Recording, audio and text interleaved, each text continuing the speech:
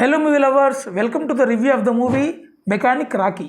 Cinema ఎలా ఉందో complete రివ్యూలో తెలుసుకుందాం. విశ్వక్సేన్ గారు ఒక ఇంటర్వ్యూలో సినిమా ఫస్ట్ హాఫ్ ఒకటే చూసి డిసైడ్ అవ్వద్దు, మొత్తం సినిమా చూశాక ఒక ఒపీనియన్కి రండి అని చెప్పారు.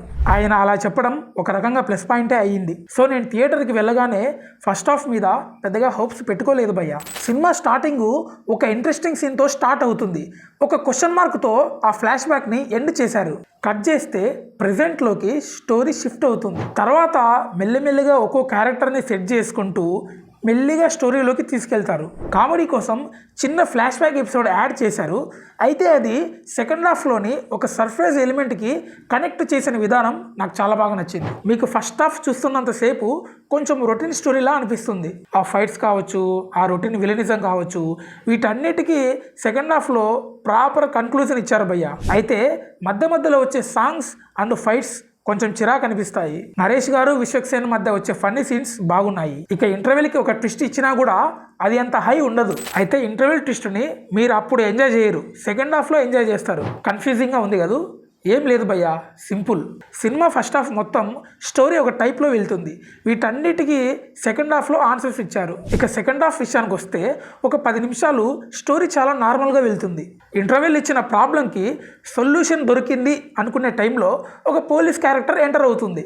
ఇక అక్కడి నుంచి సినిమా స్క్రీన్ ప్లే కంప్లీట్గా చేంజ్ అవుతుంది. ఒక ట్విస్ట్ ఉంటుంది భయ్యా, అసలు మీరు అది ఎక్స్పెక్ట్ కూడా చేయలేరు. ఇక ఇక్కడి నుంచి సినిమా ఇంట్రెస్టింగ్గా మారుతుంది. కార్ గ్యారేజ్లో 2 పోలీసుల మధ్య వచ్చే కామెడీ బాగుంది. తర్వాత మీకు ఇంకో ట్విస్ట్ రివీల్ అవుతుంది హీరో ఫ్యామిలీ సైడ్ నుంచి. అండ్ ఒక ఫ్లాష్ బ్యాక్ కూడా ఉంటుంది. ఫస్ట్ హాఫ్లో మిగిలిన ఎన్నో క్వశ్చన్స్కి ఇక్కడ ప్రాపర్ ఆన్సర్స్ ఇచ్చారు. మంచి మెసేజ్ ఉంటుంది. At the same time interesting story టెల్లింగ్తో స్క్రీన్ ప్లే చాలా గ్రిప్పింగ్గా వెళ్తుంది. కంప్లీట్గా స్టోరీలోకి ఇన్వాల్వ్ అయిపోతాం. సునీల్ గారిని కూడా ఏదో విలనిజం కోసం కాకుండా ఒక సర్ప్రైజ్ ఎలిమెంట్ పెట్టారు. ఇక ప్రీ క్లైమాక్స్లో నరేష్ గారి కామెడీ కూడా మంచిగా వర్కౌట్ అయ్యింది. కమింగ్ టు క్లైమాక్స్ కొంచెం కన్వీనియంట్గా తీశారనిపించింది. ఓవరాల్గా సెకండ్ హాఫ్ అయితే చాలా బాగుంది. ఇది ఇంతలా వర్కౌట్ అవ్వడానికి కారణం ఫస్ట్ హాఫ్లోని సీన్స్ని మంచిగా సెట్ చేసుకొని సెకండ్ హాఫ్కి కనెక్ట్ చేయడమే. అందుకే మనకి ఫస్ట్ హాఫ్ నార్మల్గా అనిపించినా కూడా సెకండ్ హాఫ్ మంచి హై ఇస్తుంది. ఇదంతా స్క్రీన్ ప్లే మ్యాజిక్. సినిమా చూస్తే మీకే అర్థమవుతుంది. ఇవన్నీ కాదు, ఓవరాల్గా సినిమాకి వెళ్ళాలా వద్దా అంటే ఖచ్చితంగా వెళ్ళండి భయ్యా, నాకైతే నచ్చింది. అయితే ముందే చెప్తున్నా, ఫస్ట్ హాఫ్ కొంచెం నార్మల్గా ఉంటుంది.